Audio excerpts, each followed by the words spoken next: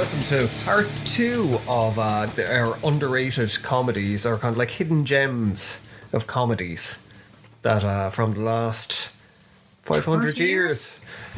Well, yeah, 30 years. Why do you think that there's any kind of... What ones would you say, right? 30 years? Jesus Christ. That's what I'm saying. That's only back as far as the mid... 80s. No, it's not even. 90s. Mid-90s, Yeah.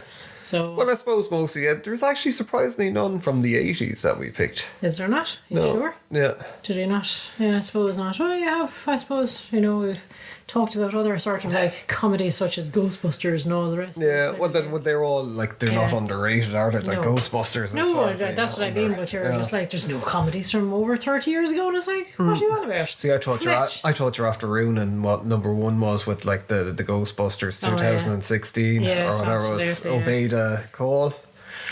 You know the names of them? I think it was because they were trying to differentiate it from, instead of like calling it something different, like the way was it Ghostbusters Frozen, fucking something. See, I don't understand why they just don't go 1, 2, 3, Ghostbusters 1, 2, 3. Like, it's just so imaginative. Like, yeah, but why? because at least people know the order then. Because people like me, it's the thing that there's names of films and like, I don't know which one comes first, or I don't know which one is what. I see you can put them away from themselves, saying so. Like you could, I think Nightmare on Elm Street 3, Dream Warriors is kind of really, it should have been the last one, I think. But still, there you go. It's in the sequence, number 3. Anyway, yes. Back to part 2 yes. of our list. Maybe of we'll just call underrated it B comedies. of part 8. Yeah. So coming in at number 5, We have my top of the pops. one that people probably won't see coming. Psycho Gorman, PG for short. Yes. Which And was definitely not PG. probably the most recent film on our list. I think 2020. Yes. But it put together by the people that would have done. God, I can't remember. Triangle. Oh, the what on the shrine? The fucking If what? you remember The Void. The Voyage, yes. I was like, fucking hell, if you remember that, out of all the things that you forget in general, like a film that you probably fell asleep to. What was it about? It was about people getting sucked into a triangle. It was Can you remember the end of it? Vaguely.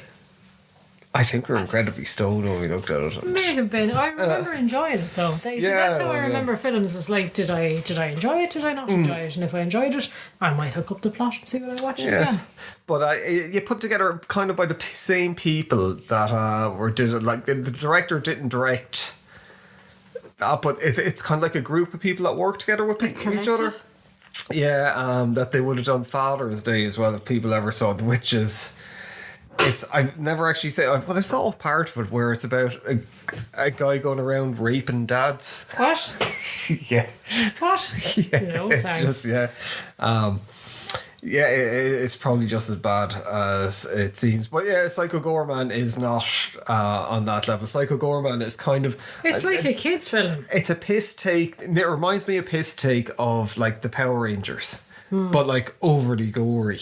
And so forth. It's like these kids find what would have been like a Power Rangers villain who was like over the top. But there's an awful lot of like Dungeons and Dragons references in it as well. Like the Psycho Gorman is from the planet Gygax. For people who Gary Gygax created Dungeons and Dragons, and he's banished to Earth because he's just like an evil bastard. But is he really? Because it's like he was trying to reclaim his homeland. Wasn't he? from these angels that had everyone enslaved. So basically, these kids find him and they're basically like tooling around with him. Yeah, it's like gory E.T. It is. Yeah, it's very good, but better than E.T. Yes. And then like there's like invaders from other planets coming down, and Psycho Gorman fights them off. It's fucking brilliant. It's really, really, really funny. It's super imaginative. It is horrendously gory. Psycho Gorman himself is fucking just...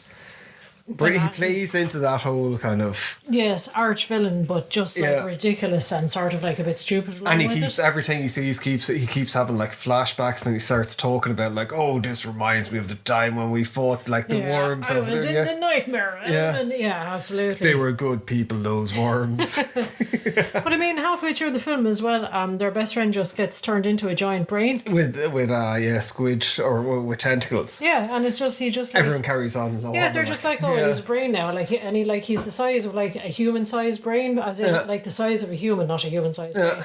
And he just like squidges around with his tentacles, and he's got these giant googly eyes. And I love the way he's like at one point. It was like, "Do you think I'll always be like this?" And they're like, "Yeah, probably."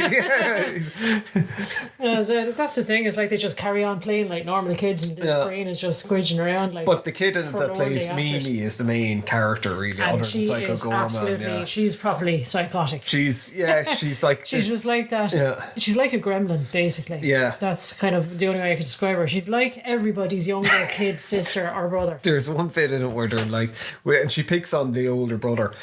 So it kind of reminds me of another film that's going to be on the list, but she's knocking on the wall, like when they're talking to each other at night, and they hear there's this glowing coming from the earth where Psycho Gorman is at the start of it.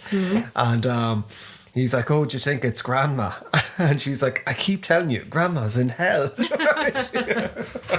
Well, she's just, it's fucking class. The dad in it is brilliant as well. He's like Randy Marsh stepped up. Just totally useless, but inflated notions of himself, like, kind of a thing. And it does that whole thing of like, you know, the wife calls him lazy, and he's like, "Don't call me lazy. You know how that hurts my feelings. My mom called me lazy, and my dad called me lazy, and then my teachers call me lazy, and my workplace. Yes, and now you know it's a sore point for me." But it's just, there's no one unlikable in it. The villains that are, well, they're not the Intergalactic Council, which are like all these different races gathered around. There's one guy in it that's basically like a skeleton head with flesh on him in a diver suit. And he's I don't know, he just cracks me up. Fucking, there's a bit where he picks up a gun to put to his head. It's just, and like, there's no real spoilers for this because it's not as if it's all fucking bananas. Like, that's are you the bit you're thinking of? Maybe was it when the two cops came to try and? Oh God, the two cops! I forgot about the two cops. Yeah, they arrive and basically one of them gets like half melted, but just continues to live, and he's just like, "Please kill me." It goes through this whole big montage of just mental shit. Sorry, that's the dog having these zoomies. If anyone can hear that running or scuttling in the background. He's like cantering up and down the hall. But yeah, it's for people who haven't seen it, and I think as well the cover tries to, maybe I used just have to run in here. The cover, I don't know, the cover kind of looks like an 80s.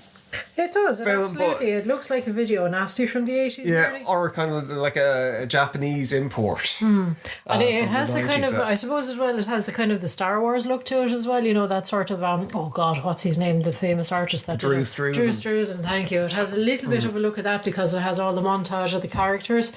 Or a collage, I suppose, of all the characters all looking heroic. Well, I can see if people saw the cover that they might kind of go, "Oh no." Yeah, not for me. It was, it probably still is on Shudder, I don't know, but it was on Shudder. That's where we saw it originally. Although I was looking out for this because I've seen short movies that the director did. They're on YouTube and stuff that they did, which was basically in the same vein, really, really funny.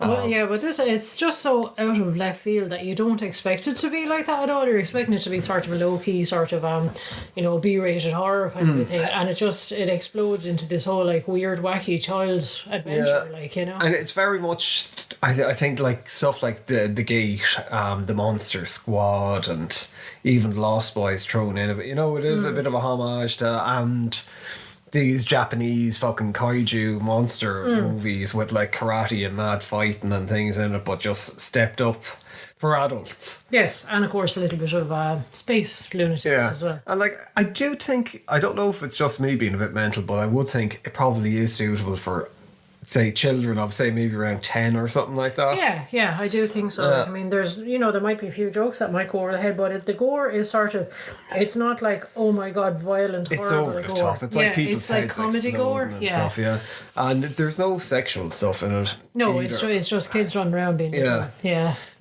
that's kind of like, I nearly always, I don't know, it might be just kind of like a product of our times, but like, I would kind of consider, say, gore is alright. Yeah. Sexual stuff, fucking no. They're very puritanical there. Very, God, how dare I be puritanical, not wanting like children to be looking at. Yeah, well, it's alright for them to see people getting like ripped apart and intestines spilling out everywhere. Because that's funny and it's fun. You know, you don't want to be having those conversations with them. I suppose, in fairness, that was not like, I mean, that's something I always remember from being a kid, like being told, like, oh, it's not real blood, it's just tomato ketchup. And I was kind of like, tomato ketchup. You go around turning into a vampire. Yeah, but it's like, I think that's juice. It's more easily explainable to a child that, like, oh, they're just acting and it's just play blood or fake blood, rather than like, oh, don't worry, it's not real semen, it's just yogurt. That's what I mean. It's like, how do you explain that? But moving on now to number 4, which I think it might be on Amazon Prime. Well, over in the UK, Ireland, Europe, it's on Amazon Prime anyway at the moment. But Role Models.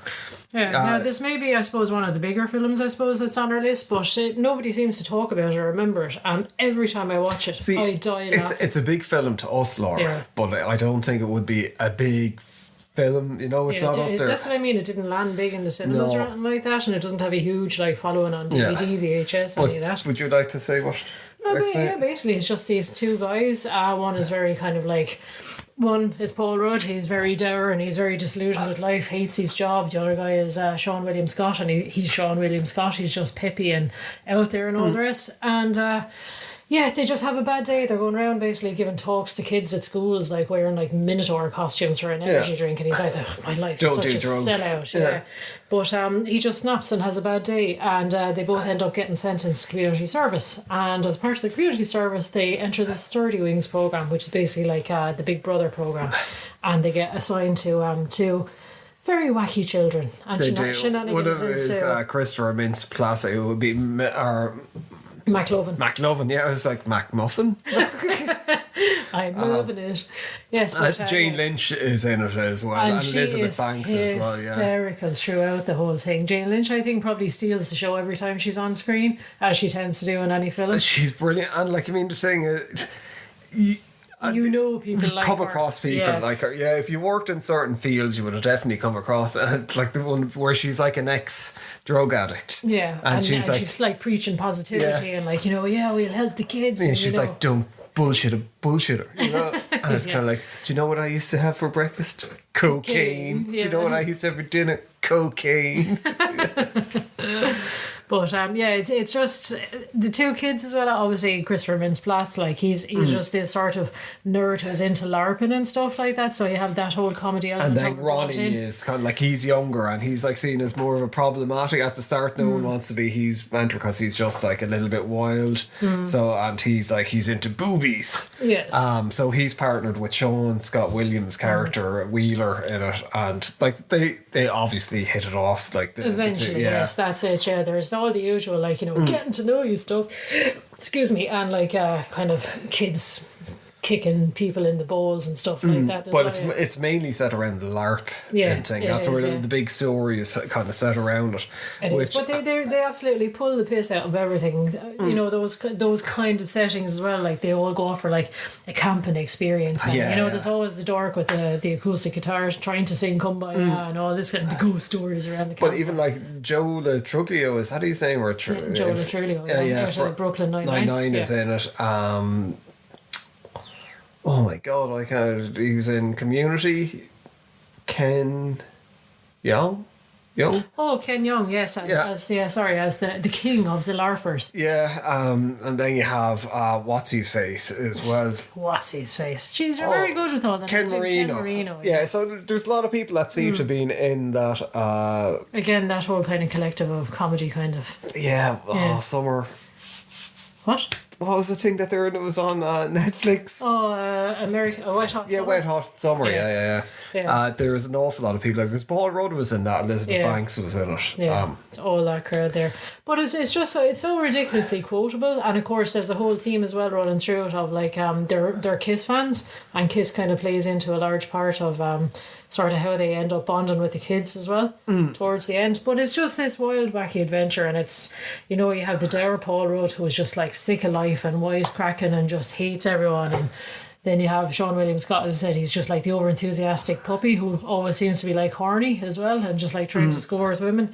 But the tale of, I suppose, how they came to like, make friends with these two little kids, and everything comes good in the end. Yeah, and it is very, very funny. It's like it's not even mild humor.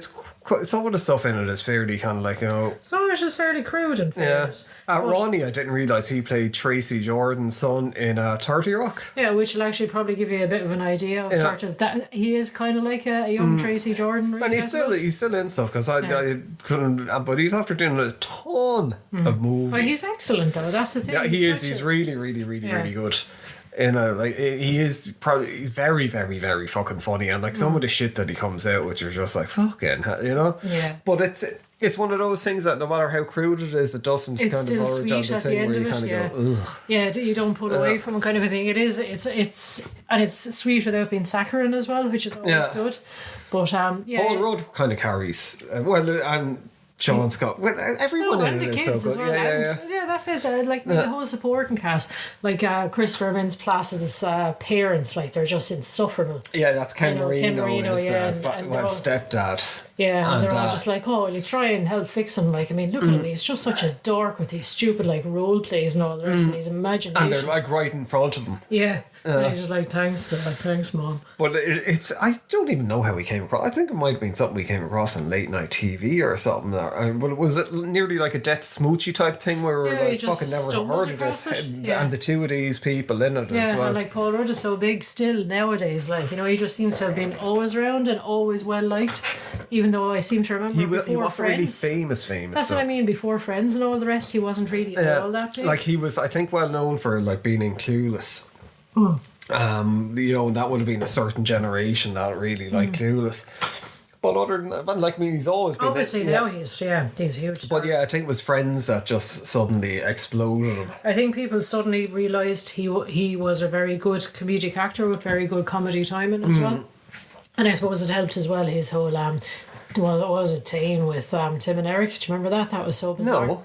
Do you not remember that? No. He used to basically just do this weird little sketch where it's like he was Tane and he was like dancing to this weird keyboard music and stuff. No, I don't remember that at all. Okay, I'll have to show you this afterwards. But all that I remember from Tim and Eric was the Will Forte thing with Fort and with Will. Do you not remember the one where it was it Patrick Duffy?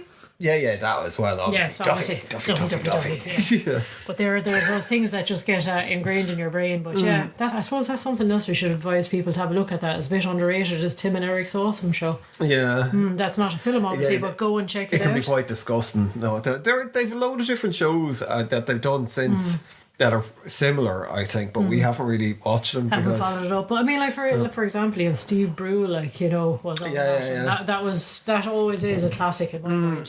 But anyway, let's get back to... Well, let's move on to number 3. Yes. Which is extremely underrated. Like, we're getting up there now with it, and it's Vacation. Yeah, as in the new National Lampoon's. Yeah, Vacation 2015, directed by Jonathan Goldstein. Goldstein. Oh yeah, and John Francis Daly, who was in Waiting. Yes, there's your link. Yeah, had Ed Helms, Christina Applegate, Leslie Mann is in it as Chris Hemsworth. Chevy Chase. She's in it as Chris Hemsworth? Yeah, she is. That's Chris Hemsworth is actually... yeah, but there's a ton of people. Charlie Day is in it. Shows up. Yeah, sure. Half the cast of it's always something. Yeah, Caitlin Olsen is in it. Yeah. Or sorry, Caitlin Olsen. Yeah. Norman Reedus turns up as like a sinister lorry driver. Yeah. But that's a bit of a spoiler, kind of. Yeah. But it's just fucking brilliant. I thought this was going to be terrible. When I heard that they were doing a remake with fucking Ed Helms. Yeah, we were kind of like, God, surely it has to be like, say, Ryan Reynolds, because you're kind of thinking Chevy Chase, and he's a natural sort of who you would think of, and we're like Ed Helms, and he was kind of coming off The Office at the time, and he was a bit but honest to God, I have never seen a film where I've laughed so consistently, and even when I know what's coming up, it's still, you can't help but laugh. Yeah, there's many laughs in it. That's it. The whole gag of him renting this fucking ridiculous car with all these various buttons. Yeah, it's like, what did the swastika do? It's like, let's not press that button. Yeah. I was like, why would you have a button that just causes the bumper to fall off? But it's just every single thing. Like, I mean, it's very rare that I end up doing my Muttley laugh, and it's like that is one of the films that makes me like do that Muttley laugh. I can't catch my breath. There is from the get go. It's nearly like like Airplane insofar as there's so many visual gags. Yeah, but there's so many jokes and like I mean the whole thing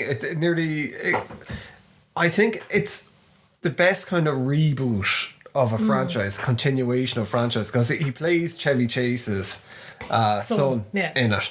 So he's like fucking realizes that the wife is unhappy and the kids are unhappy, so he wants to go to Wally World, which was like the first vacation movie. So it's basically follows the plot of that going across, but it's actually far funnier. I think it's probably the best out of all those movies, without a shadow of a doubt. There's just so many great standalone pieces. Like I mean, as you mentioned, Chris Hemsworth there. I mean, like he's fucking brilliant at it. It's so like even just the ridiculous. Like his obsession with like oh Jesus, it's coming out of the faucet. Yeah, why?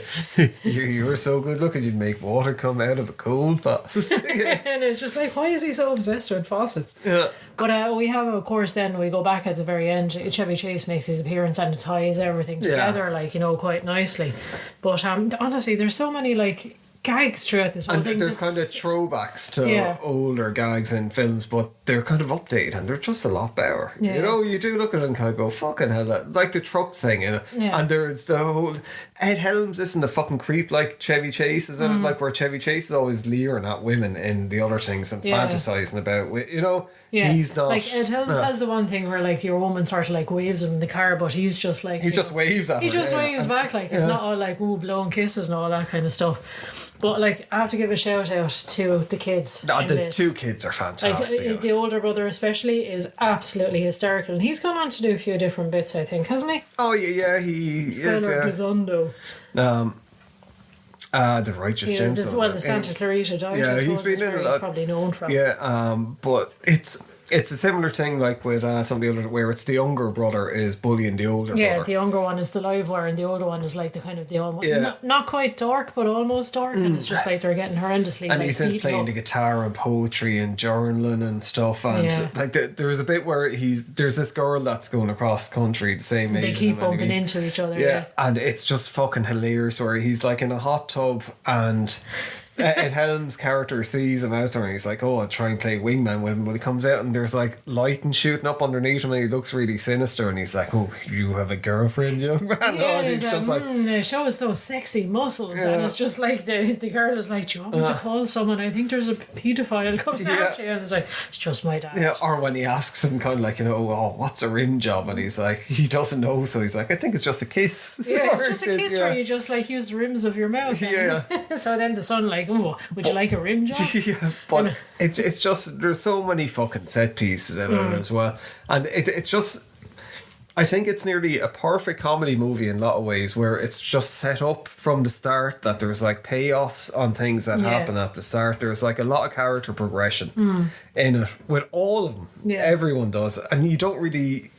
It's not obvious, that's it. But I mean, it's one of these better types of films along these kind of veins where it's like each scene could stand as its own sketch. You don't need to know the backstory to it. But having said that, it's not like a series of sketches just all hanging on a flimsy thread. It's all like the story calls for everything there. Like the whole thing with Charlie Day, he's like basically a guide on a whitewater water rafting tour. Who was a bit insufferable. And it just turns into this sort of like a suicidal kind of like careening down a fucking whitewater river, and it's just every single thing. As I said, you could have it as a sketch on Saturday Night Live, but there's a story but funny. To it. Yeah, that's very neat. Christine Applegate is fantastic. She's hilarious, like I know all you can say is poor Christine Applegate. She's had fucking horrible terrible fucking health issues, like a few years, and like she's been like Jesus, Married with Children would have been early back in 80s, the 80s, mid 80s. Yeah, that's it. And she's been consistently like performing in comedy since, and has kept her comedy really chops good. up. Like she's a good straight man. Yeah. But in this, she's not just a straight man as well. She's kind of a bit like the character in Anchorman that she does, where she does this like sort of sort of like very pointed jokes or pointed like sarcasm. But that's without wanting to get like all feminist about it or anything like that. Bless you. It's hard for older women. And I'm, sort of when I say older women, I mean like plus 30 in Hollywood, basically, to actually be respected in films and to actually be allowed to be a comedic actor while also being like sort of an object of desire, shall we say, as well. It's sort of like she isn't like sort of this sort of loser sidekick kind of character that a lot of older women get put into, and she's allowed to be funny in her own right, which is what I'm saying. I think Christine Applegate's nearly always picked strong roles. I think probably coming off Married with Children from such a young age, and that was so widely popular, that she probably got to pick, she kind of got to control her career a bit, because she's done some really, really, really good dramas and so she's a really good actress, very well rounded, but that's the one thing that always astounds me is the fact that she is, you know what I mean, it's like she's allowed to shine as her comedy self as well. It's not just we'll just get a blonde bimbo and she can be pretty, but I think that a lot of comedy is going forward from that kind of point, because you had who she reminds me of is Rose, the Australian McGowan? No, is it McGowan that she was in the X-Men, but she was in the Bad Neighbours with Seth Rogen? Yeah, and Bridesmaids, was that her? Yeah. I think Rose McGowan, I think, is her name. Because, she was a similar kind of character, I think, but younger. In fucking Bad Neighbours, where it was like they had a young kid, and it was like that they used to be party animals. Yeah. And then they were just kind of settling down. But, that's we're kind of maybe over fucking kind of examining kind of Vacation. But it is just so, so, so funny. And I could see people not looking at it because of Ed Helms. Yeah, that's it. And a lot of people are kind of like, National Lampoon's, it's boring, it's the same old formula and all the rest. But this is honestly, it's gag after gag after gag. And if one thing isn't your cup of tea, there'll be another 10 gags long in the next 10 seconds that you're going to fall over laughing at, and it's just it's so, I love that kind of humour where it's like unexpected shit happens, where like everyone is all happy and they're driving along on a quad herding cows, and then all of a sudden he just drives straight through a cow and it fucking explodes everywhere. It's just this unexpected oh my god. And it is a thing with it as well, because I don't know. I think it was because such fans of The Office. I fucking hated Andy Bernard in it. Yeah. I actually didn't mind him until he became the manager, and then they seemed to kind of lose track of his character. They turned him into something entirely different, which is far more unlikable. Yeah, and then the only way that they could redeem it was to make him even more unlikable. Yeah. I know, it's kind of let's put him up on America's Got Talent. And make him a laugh and stuff. But it was just, I don't know, I kind of fucking hated Andy's character. And then when he was in stuff, and I wasn't a big fan of him in the Hangover movies. I quite enjoyed him in that. Either. But this, I thought he was excellent in. And he was originally meant to play Frank Drebin in the Naked Gun remix. You could totally see it, yeah. I think it's Liam Neeson is doing it now. Who again is another good Liam choice. Neeson is, if you fucking look at, is it extras or it's a... No. It's another Ricky Gervais thing with Warwick Davis in it. Yeah. Fuck, what's the name of it? But he kind of plays this police detective, or no, he plays himself, or he's pretending to be police, and he starts talking about AIDS, and it's just fucking how he managed to do. He does it totally straight, but it's so ridiculously. Where they're meant to be ad-libbing, and it's like. I think they're like, you just kind of tell me something surprising, and he's like, knock knock. You have AIDS. Like what? But he'll be brilliant as Frank Drebin, I think. Yeah, but Ed Helms, I think, would have made a very good, and I think he still would make a very good Airplane, Naked Gun type character as well. I hope they do a sequel to that. I doubt they're probably going to do it at this stage. Yeah. But because it's like fucking 7 years on, yeah. It's 7. No, fucking 9 years. Yeah. Since. It's just I don't think it was received well, but then again, none of the Vacations series really, other than Christmas Vacation. I think they have their following, where there are people who just look on it fondly the whole time, like the Christmas Vacation, even though it's our Christmas tradition, we'll always watch that, and after watching it you always kind of go, it's not as funny as I thought it was. After 30 or 40 times looking at it, you're like, Jesus Christ. That's it, but I do think this is actually holding up well.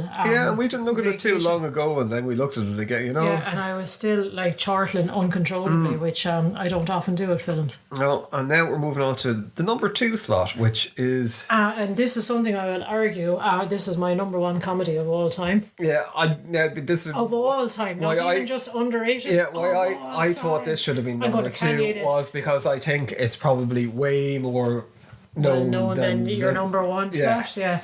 But no, this is like the comedy to end all comedies as far as I'm concerned, and it is the one, the only Schindler's List.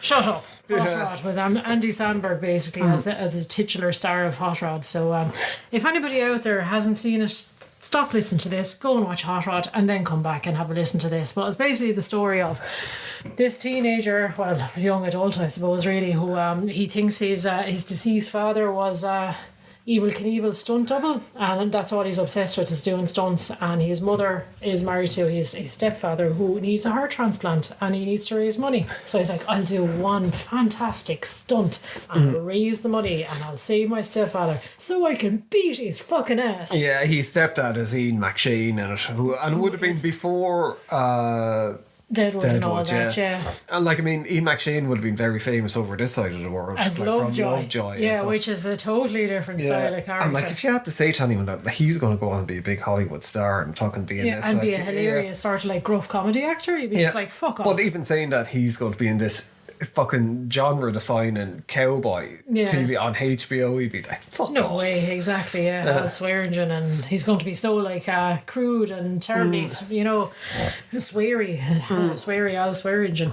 But no, for Hot Rod, it's ridiculous. You have the likes of Bill Hader's in it, who is just ridiculously hilarious. And it's all these people, they're kind of like on the back of SNL, I suppose, but before they got big on it. Super famous. Yes, that's it. With it, like so you have Jorma Cohen as well, who obviously is with Andy Samberg. Bless you, you have Sorry. How wonderful, a snotty nose. But sort of 2/3 of the Lonely Island, I suppose, really, who, again, if you haven't heard anything of the Lonely Island, stop what you're doing now, stop listening to this, go off and get the Lonely Island album, any of them, and listen to them, because they're it's probably hilarious. Because like they went on and did a Pop Star Don't Stop, which is good, but I don't think it's as funny. I think it died so badly that it was like, well, it kind of finished them with movies for a good while. A long time, yeah. But no, absolutely, check out any of the SNL, the digital shorts, or the Lonely Island, any of their albums. They are fucking hysterical. And as well, it was written by Pam Brady. People probably don't know who Pam Brady is. Well, if you should know who Pam Brady is, but she did a lot of writing on South Park. She wrote South Park movie, Team America, she was on it. There was a film that they did after Hot Rod called Hamlet 2 with fucking what's his face, Alan Partridge, which is very, very, very funny. And like, I mean, that could have easily slipped into this list as well at somewhere, but it's own thing. But she's done a load of stuff, and she's generally quite weird. With the things, and like, I mean, you look at Hot Rod for its time, it was fucking well ahead. I think with stuff like I can't think of it. It's on Netflix. Sorry for talking, or sorry, I think you should leave now. Sorry, I think you should leave now. I think it's on the same kind of humour. It is. It's kind of oh Jesus, what's his name? Oh God, why can't I think of it? The guy with the talk show. Oh my God, my brain is just gone. Andre. Peter Andre? No, not Peter Andre. Jesus Christ, what's his name? What talk show? Space Ghost? No, I'll think of it. Let's move on. It's that absurdist kind of humour, and it's very Hot Rod. Zach Galifianakis? No, that's Between Two Ferns. You know who I'm on about. I do know who you're on about. So just fucking spit it out, please. I don't know, it's gone. Peter Andre's that's fucking so. Eric Andre. Eric Andre, thank you. Oh my God, I was about to have an aneurysm trying to. But I think it would. But Eric Andre is a bit more crude with stuff. Yeah, like, this is a bit more sort of wholesome and sort of like suburban kids. I think Andy Samberg is like, he doesn't do mean stuff. No, Andy Samberg reminds me of a real life Muppet. Yeah. That's what he is. He's like something off Sesame Street or the Muppets. He just has that happy head on him, or maybe, I don't know, a Canadian out of South Park, that kind of flappy head. And he's just so sort of happy and goofy the whole time. But it's kind of devastating stunts in it, like the stunts that go wrong. There's some fucking we won't say too many because it would ruin the kind of the laugh. But like, there's a lot of crashes, there's a lot of people getting set on fire, there's a lot of like injuries that happen, but they're all absolutely hilarious. And then when he's doing like the big jump, there's a band who for the longest time I thought it was the Dan Band. And it's not. It's the Queens of the fucking Stone Age. It's Josh Homme singing and dressed up. It's just kind of like, what the fuck? But it is. There's just so many people pop up in this. I mean, Isla Fisher is a very big part of this as well. She's kind of the love interest, and like this is what year did this come out in? 2007. 2007. So you're talking like 20 odd years on, almost at this stage. Will Arnett is That's exactly what I was going to He's say. Will Arnett. Yeah, kind of and like, I mean, horrible hyped up version of Will Arnett. 20 years, well, almost 20 years later, we're still doing the whole babe thing. Like, I mean, I think I sent you a message today with that particular gif. Like, but when we saw this at first, because I think you were familiar with Lonely Island. I wasn't really after listening to it. And you were like, oh, we should look at this. Absolutely. And the trailer made it look like something very different from what it actually was. Then we looked at two of us were in the fucking knots. Yeah. And we were nearly forcing people that we know to watch it because... we were just basically forcing people around our house going, you have to watch this film. This is the best film in the world. I think we actually had to order this in because I don't think we could buy it anywhere. You couldn't rent it anywhere. No, absolutely not. No, I think it's special order it in. Yeah, and we were like forcing people to... And I remember there was one person who we were friends with that we got him to look at it and he was like, oh my God, this is amazing. Then we got his wife and she sat down and she was like, what the fuck is so funny? This is fucking shit. This is and you know when you're sitting and and as well because we're probably after looking at it about 4 or 5 times in a week. So you were kind of a bit burned out on it. So then you were kind of looking at it going, oh my God, she's right. You're trying to explain why it is funny, but it's hilarious. And she loves it now though. Yeah. 20 years later she loves it now and they showed it to their kids who didn't get it at all. And one of their kids is actually a big Andy Samberg fan. She's a fan of, Brooklyn Nine-Nine. And she was just like, I did not like this. I don't understand why you dorks find this so funny.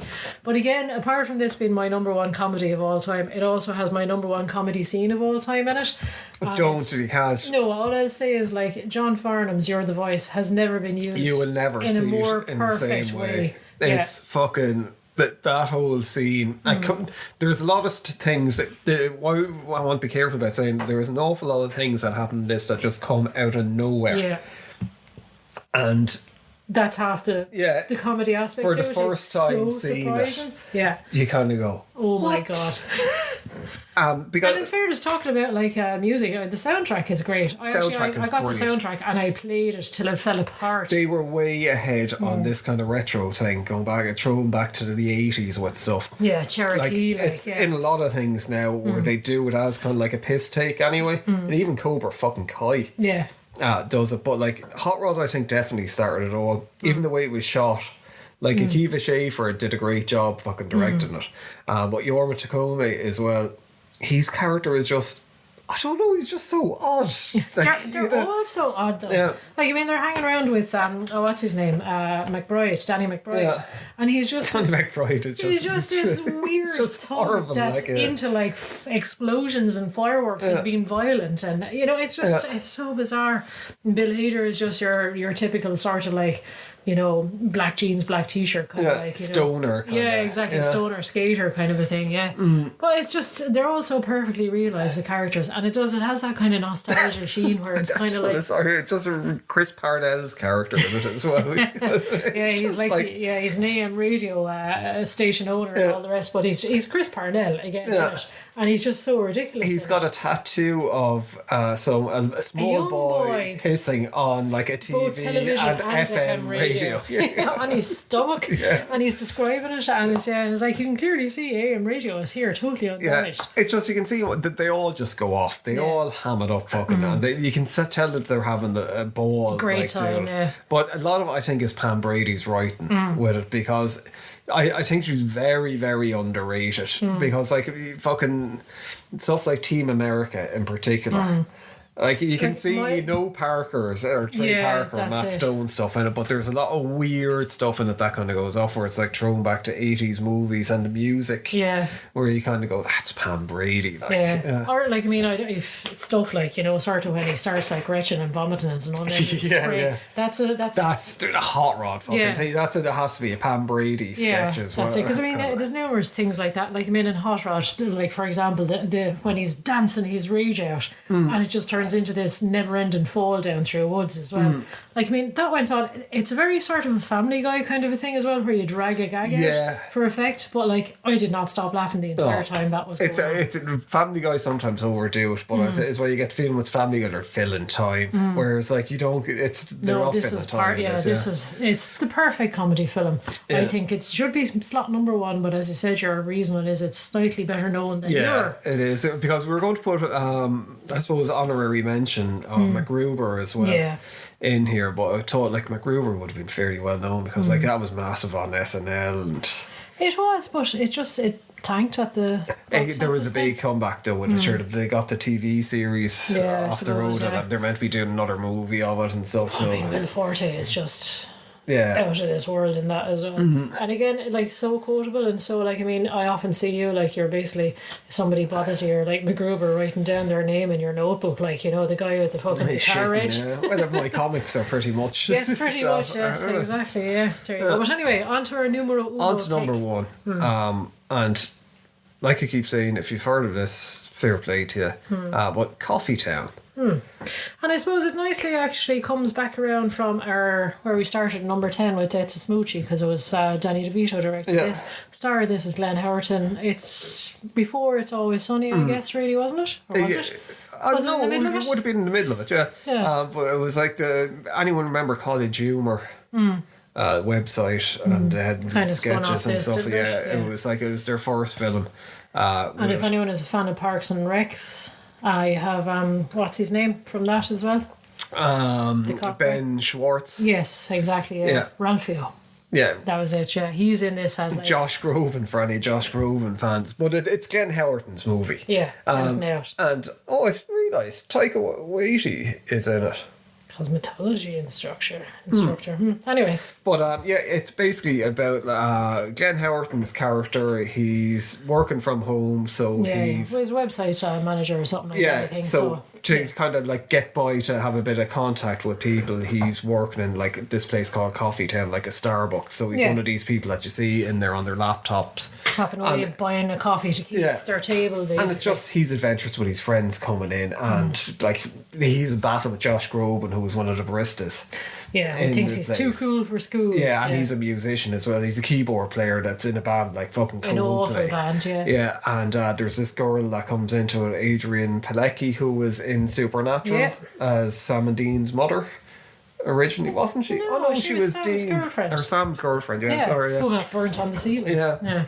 I knew there was some burn on the ceiling, kind of like some, but she's been in a fucking ton of stuff as well. But it's what was I going to say? But yeah, they find out the Coffee Town is going to be getting turned into it's going to be taken over and basically turned into a bistro, and they're going to lose their beloved kind of coffee hangout. So they come up with a plan to stop it from happening, and it's very much one of these things. It reminds me a lot of Waiting. I was just about to say it's that whole thing of like, you know, sort of the same day over and over, and just nothing happens, but a lot happens. Yeah, you know, Glenn Howerton is brilliant. He's kind of playing Glenn Howerton in stuff now at this stage from It's Always Sunny, but kind of a more toned down.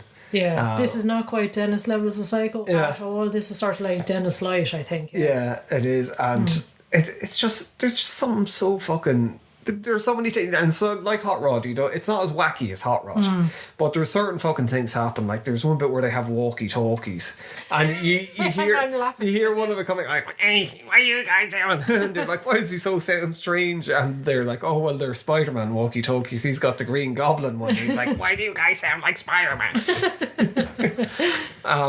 And it's just very, because it comes across, when you start it off, it comes across very straight.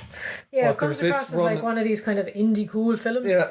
And then it turns into an out-and-out comedy, basically. It's like Ben Schwartz's character as the cop. He's horrific. But and it's hysterical. Just, yeah, it's the kind of thing that it's the way people react to stuff that they do or say. There's a lot of kind of thing, and the other got like a Steve Little, Chad, their friend, who comes over to on a smoke break, even though he doesn't smoke. Yeah, he's basically like a corporate sort of stooge kind of thing who hates his job. And he's got like stuff where he's like, "Hey, you know what's gay?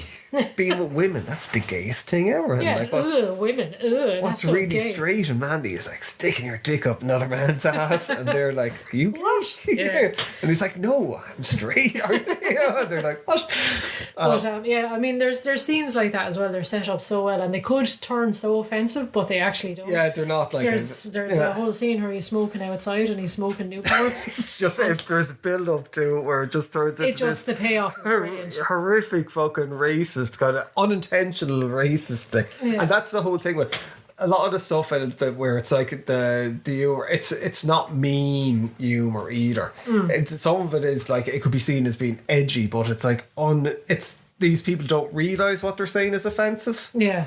But it's not. It's just fucking things being misconstrued.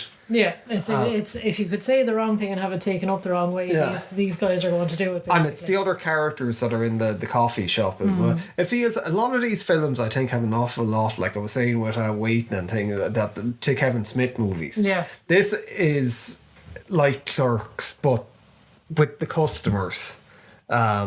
Nearly with it, kind of reverse, and it's so underrated. Like, I mean, it's fucking near impossible to get on DVD. Can't get it on DVD anywhere. So you've been trying to track it down for ages, like I must have on a physical media. Yeah, like, because it's you never see it on streaming. No.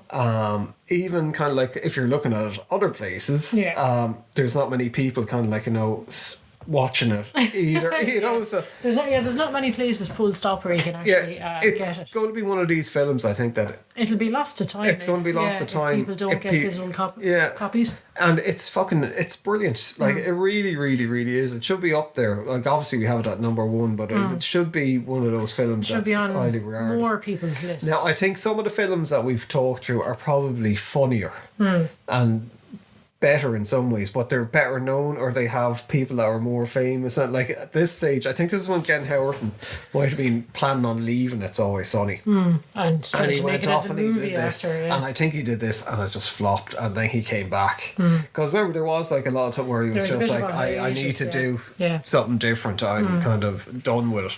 And it was Rob McElhenney was nearly close to leaving as well, and it was always Charlie Day that was like, why would you pack this in? We get to work every day with our best friends and do a show that we write and act in. But like this is Ben Schwartz is fucking fantastic. They're all great in it. Josh Groban, I think, always surprises me. Yeah, like I mean, that's the thing, and he must obviously be friends with all these guys. He pops up and It's Always Sunny as well, and like he has no problem like poking fun at himself. Do you know what I mean? He Always Sunny? He was Josh. No, he was in. Sunny as well. Where Dee goes, she tries to see him. I forgot about that. Where the Groban nights. Yeah, that's it. But I mean, he pops up and he is absolutely not afraid to play a horrible version of himself, which I think is nice as well. You know, when you have somebody who's like that wholesome and that good, totally happy to ruin their image, like, and have people think, Jesus, is he a shit in real life? So I do like that kind of willingness to sort of commit to the bit. But it's. Honestly, like, I mean, we've said it for all the films if you haven't seen it, but like if you can source it, if you can get it, it might be more readily available over in America. But it's fucking like gold dust in Ireland. But over here, and I've never actually met someone who's seen it. I've met other people who've seen Hot Rod, alright, because of course I think a lot of people went back and discovered Hot Rod. As well as on Netflix. And because of Brooklyn Nine-Nine, people are like, oh, what else is Andy Samberg in? Oh, geez, there's a film back here. And that's the thing with a lot of these other people that they're like, I mean, Glenn Howerton is a big, and he should have been for that Blackberry movie. He should have got a fucking Oscar nomination for that. Yeah, he was excellent in that. But and Jay Baruchel in that as well was excellent. But I think there is these level of actors that they're what was the AP bio that Glenn Howerton did, which is really, really, really funny TV show. Yeah, with what's his name? No, I can't remember, but it's like it should have done a lot better. I think it's cancelled now and stuff. But you know that there's this group of kind of people that they never seem to kind of like just make that jump over big time, to. I suppose. But I suppose that's part of the charm as well. I mean, you kind of, I think if you hit it as like an absolute mega A-lister, but I'm just saying that kind of like with some of the other ones where people discover them over time. Whereas with something like this, it's like you're only going to get. It doesn't seem to have been discovered. It's Always Sunny fans might come across it, but who else? Like, you know. Yeah, it's not a very well known film at all. But that's if you're going to go off and source any films from this list, go after number 1 and 2. Get Coffee Town, get Hot Rod. All of them. Well, get all of them. But like if you can only find those two. Because Coffee Town is something that you've been harping on about for years. Hot Rod is something I've been harping on about for years. I think it might be one of the things with Coffee Town as well, because of the rarity or the scarcity of it, where it probably put diamonds. Put a little bit more on it. Then maybe it'd deserve, like if it was like fucking everywhere and people were like, oh my god. It might be a bit more run of the mill. It probably is like a bit of a mid-tier movie in some respects. I quite enjoy it. Every time we watch it, I do end up laughing. There are some very, very funny moments, and like the whole AIDS thing as well. They kind of set up this whole thing like his roommate died of AIDS at the start, part of it, which like is not funny. I'm not saying that's the funny, No. but they have kind of like these callback kind of things to it that kind of play into the story further down. Yeah. Where it's like it really is a long term fucking long term play. payoff, I suppose. Yeah, that's it. With it, and there's a lot of jokes and gags like that, and it's quite sweet movie as well. And it's It is, yeah. It's a lot of nice- there's a happy ending to it. Yeah, pretty much, I suppose. Yeah. Yeah. But yeah, look, that's our list. Yeah. Go and get Hot Rod. I am like evangelical for Hot Rod. If you have any recommendations as well, any underrated comedy movies that you might think of, let us know. I'd love to go off and look at ones that- some more gems there that we haven't heard about. So please do share Yes. with us, because always hopeful, and as well, like we've been around for a long time, and We're as old as ends. we've been into movies for a very long time, so it gets to a point sometimes where you feel like I think we might have fucking seen Everything at this stage. so it's always good to have recommendations and stuff. So like I was saying, just give us an L, yeah. hit us up and stuff. So Psychically. yeah, look, until next week or whenever, hit the subscribe button wherever you are, give us a like. If you could give us a review and stuff, you got this far, it would really help us with things, as people always saying these things. I don't know how it does, Yes, I know. but I'm just saying it. But until then, you look shitty. But until then, yes.